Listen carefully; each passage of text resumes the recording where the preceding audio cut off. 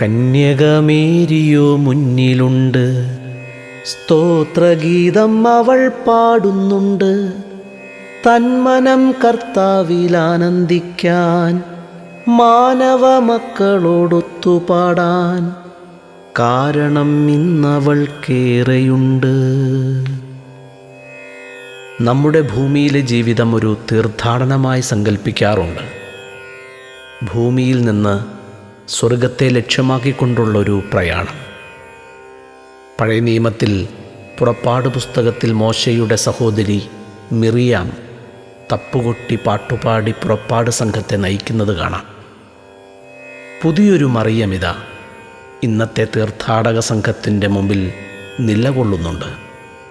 അവൾ സ്തോത്രഗീതം ആലപിച്ച് ദൈവസ്തുതിയുടെ മാതൃക നമുക്ക് കാണിച്ചു തരുന്നുണ്ട്. അവളോടൊപ്പം ഈ സ്വർഗീയ തീർത്ഥയാത്രയിൽ നമുക്കും അണിചേരാം.